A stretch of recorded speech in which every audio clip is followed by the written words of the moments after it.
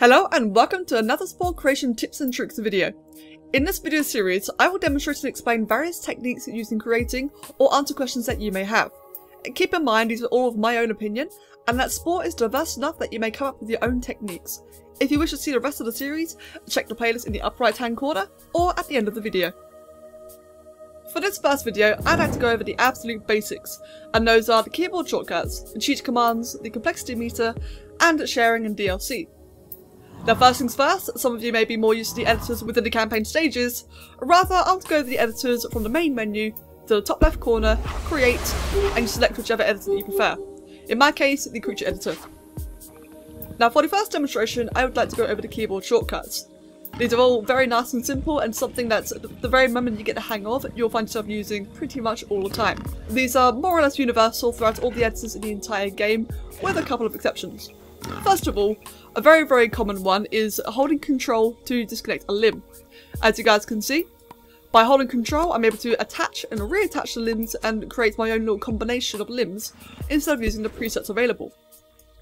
Doing this you can get some rather interesting and unique combinations that can really help benefit the musculature that you are after. Another one is holding Alt on the keyboard. By holding Alt you are able to duplicate parts. If I remove the head for example, and give myself a greater budget, I can then hold Alt and copy them, such as that. This also works for items that are stacked together, such as this tail made out of limbs.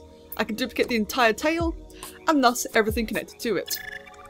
Another very common, and yet probably not as well known keyboard command is holding Tab. When you select a part and hold Tab, it will reveal 2 extra dimensions in which you can rotate your parts. Now this allows for far more potential and far more abilities. While this is available in the creature editor, it is not available in the building editor. If you have a plethora of parts in the creature, but you're not entirely sure of what parts they are, what their names are, or what their stats are, by holding I on the keyboard, you can mouse over these parts and it will show you their stats, their cost, and their name. If your version of Spore is fully patched and you have asymmetry available to you, by holding A on the keyboard, you're able to manipulate parts and make them no longer symmetrical or no longer mirrored. This can allow for some very interestingly posed creatures, as well as manipulating the complexity meter into a more advanced state. We'll go over that shortly. When a part is asymmetrical and you have the 2 mirrored independently, what you can also do is press Ctrl F and it will flip the part over. For some parts this is very noticeable, such as the nail down, but for others, such as the eyes and sensors, this becomes very obvious and can allow for, once again, more interesting and more unique combinations or alterations. Now, as stated, the majority of these keyboard commands are rather consistent throughout the editors, with the odd exclusion or 2. It is worthwhile just going over and testing and see what you're capable of. The biggest oddity in all of this is the building editor, and this is due to the lack of symmetry. Mainly, the tab command does not necessarily work on every piece, unless of course you have the building rotation mod, which you guys can find in my mods list and in the video description. Otherwise, the tab simply does not work, and a lot of you probably think I'm crazy.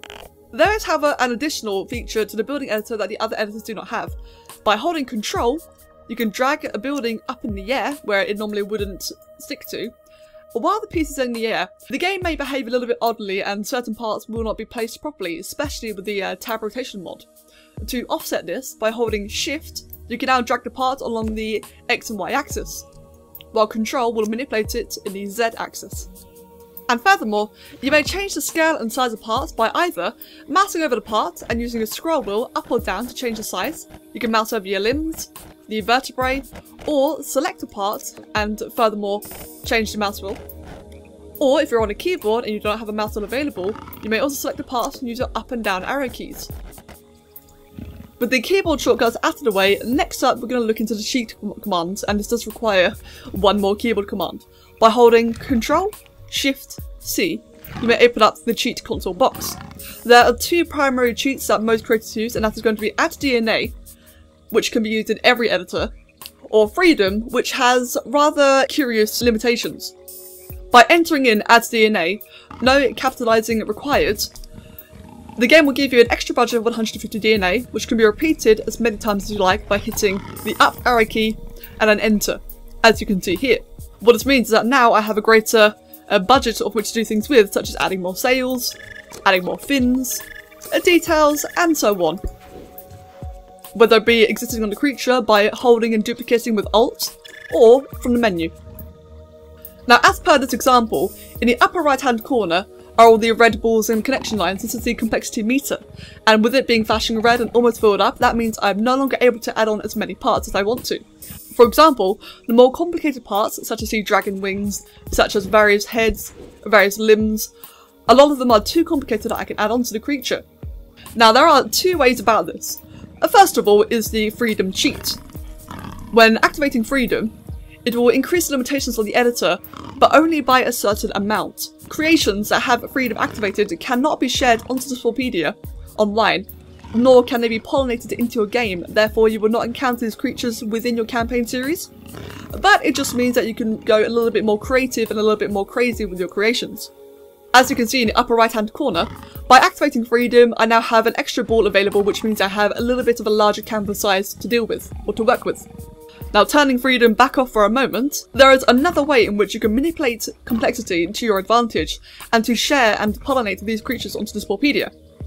And that is by using the aforementioned asymmetrical keybind by holding A on certain various parts. As you guys can see, my complexity meter is actually dropping.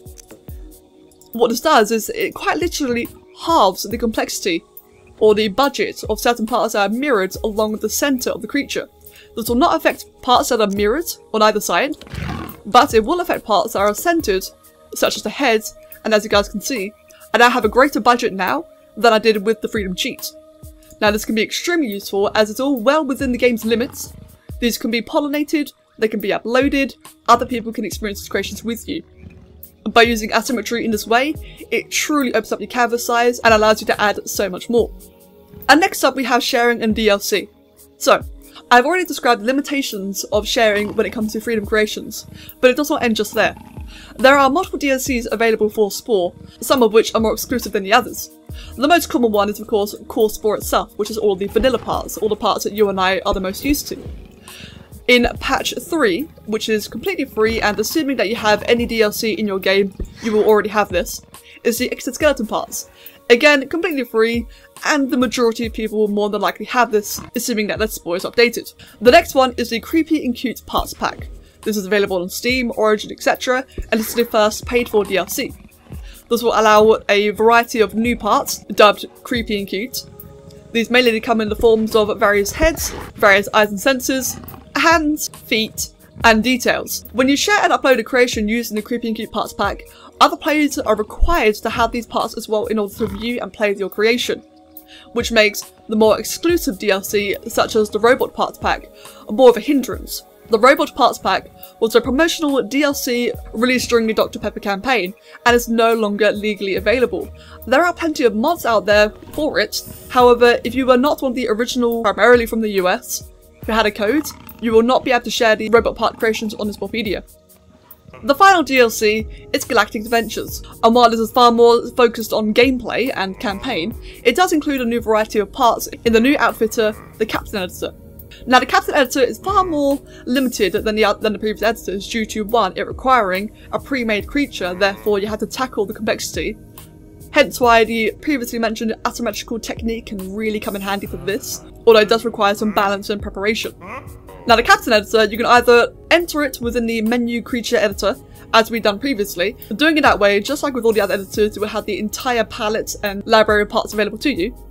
Or, if you wish to edit an existing creature and use that as an actual captain for gameplay, as you can see here, I'm limited on the parts. I can only use the parts that I have personally unlocked. Now this again, just like Creepy and Cute and just like the robot parts, only players with the Galactic Adventures DLC can view these creations. While they do make for some amazing armoured creatures, it once again means that a fair fewer amount of creators can actually experience these creations. However, if you guys would like to hear my opinion, Galactic Adventures is well worth purchasing, just for the simple fact that it has more content, it has more potential, but more importantly it is mod compatible. However, we shall go through modding and all that kind of stuff in a future video.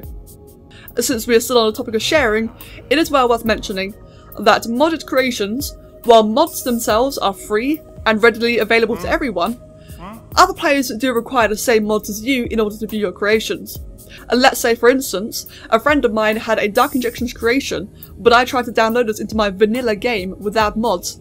I would either be locked away from seeing it, I would crash, or the creature would render in such a way that is unintended.